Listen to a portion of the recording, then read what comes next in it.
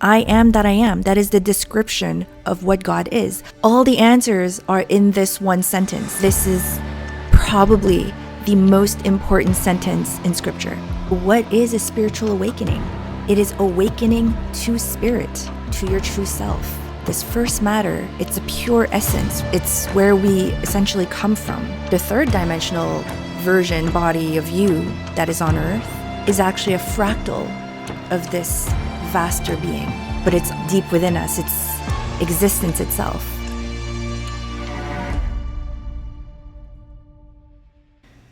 The first time that I heard I am was from the phrase, I am that I am. And I must have been 9 at the time. That was when the Disney movie, The Prince of Egypt, first came out.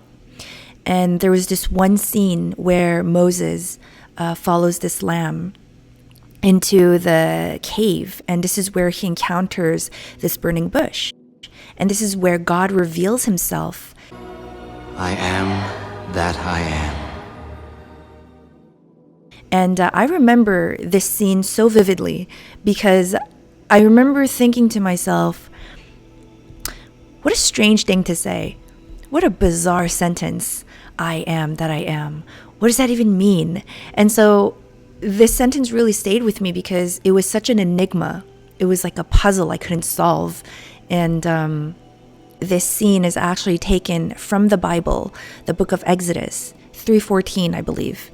And this is where God reveals to Moses his name and his definition. He says that his name is Yahweh, YHWH, and then gives the description of what God is, of what he is, by saying, I am that I am. That is the description of what God is.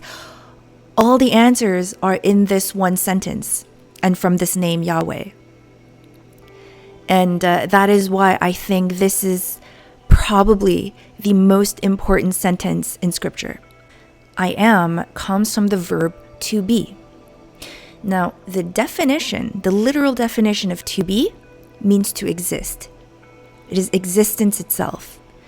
And scholars have come to the conclusion that the definition of Yahweh, which is also known as Tetragrammaton, is he who brings existence into whatever exists. Redundant much? I am that I am, which means I exist that I exist. God means Yahweh, means Tetragrammaton, means I am. These are just different words to describe the same essence of what God is. It's not something that's outside of you. Right? Religion and, humanity has shaped God into humanity's image, giving it human-like qualities and characteristics and attributes, even by calling him he. It's like giving it a human-like feature, right?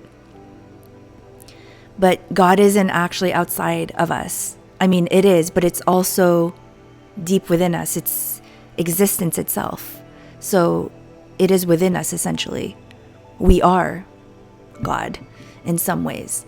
And, if that causes some discomfort, just replace God with another word, the universe, the cosmos, source, and it'll make more sense. Because source, it's where we essentially come from. And a quick side note, but Rick Rubin, if you don't know who he is, he's a really famous music producer, and he has a podcast named Tetragrammaton. And the title of his book is called The Creative Act, A Way of Being. Now, you might pay more attention to the first part, a creative act, because that's what his book is all about. But for me, the second part of the title, A Way of Being, is what captured my attention most because of the word being, to be, I am, Tetragrammaton. Rick Rubin knows what he's talking about. He knows. I'm sure he's a mystic disguised as a music producer.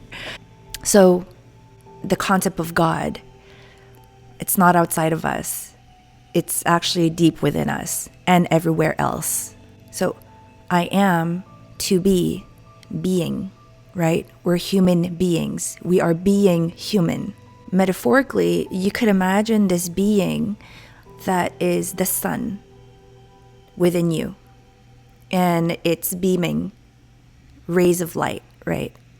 But your thoughts and your emotions, imagine them as clouds, and it's clouding this inner sun of yours. And so when you make space, when you're able to sort of let the thoughts pass by without grasping to them and just let them go, and same thing with these emotions and feelings, and come to the center of your sun, the sun is now shining from you, right? So in other words, your being gets to emerge from you.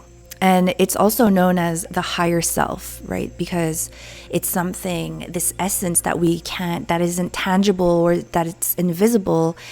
It's bigger than you. It's this essence. And I think a more accurate term for higher self is actually the deeper self. And all this is to still describing just the I am, right? The to be, the being. In other words, you can imagine this being as like this expanded, the spiritual version of you. That's not necessarily from the third dimensional reality as we know it. And the third dimensional version, body of you that is on earth, is actually a fractal of this vaster being. So being able to operate from your being is the awakened state. This is where you are operating from a place of now, the here and now, of full ultimate presence, where you're transcending time and space. So this being and the state of being is no different. And this is why we use the same word. Your being and the state of being is the same thing. That is how your being comes through, is by coming to the state of being. When you peel off all these layers of who you are, your identity, and even your body, your personality, everything, at the core, you're left with just being. And in spiritual alchemy, in Hermeticism, there's this concept known as materia prima, or first matter. And this is basically a concept that's explaining that the entire universe comes from this pure essence. When matter has been reduced to its purest essence, so you could compare it to this, I guess, the atomistic theory. This materia prima, this first matter, it's a pure essence, right? It's not tangible, it's not visible, and this is known as spirit. So these are all just different words again to describe the I am, spirit, your being, your true self, your true nature, source, God, Yahweh. So what is a spiritual awakening? Again, the answers can be found in the root. It is awakening to spirit. You're awakening to your true self, to who you really are, beyond name and form, beyond your identity, beyond who you think you are, beyond your thoughts, and yes, even your feelings and emotions. This is just the fundamental layer of who you are. And that's what a spiritual awakening is. You are awakening to spirit, to your true self, to your purest essence, I am. And I encourage you to try this meditation where you use I am as your mantra and focus on each word that you're saying. You can either use I am or I am that I am. But take 3 deep breaths and come back to the center of who you are. And I am is existence. And feel your existence. Feel your being as you say I am. And concentrate on each word. And really try to understand what that means. I am. If you are somebody who is needing guidance in your awakening process, whether it's integration, purification, or as a guide to help you point towards your true self and to awaken, activate, and alchemize, I do offer one-on-one private sessions. It's in the link below. And I do have a free ebook that can give you an introduction to what it is that I teach about. And so if you're interested, you're more than welcome to subscribe and to join my mailing list. And it would really, really go a long way if you guys could hit that subscribe button, like, comment, and share your thoughts. Thank you so much. I will see you in my next video.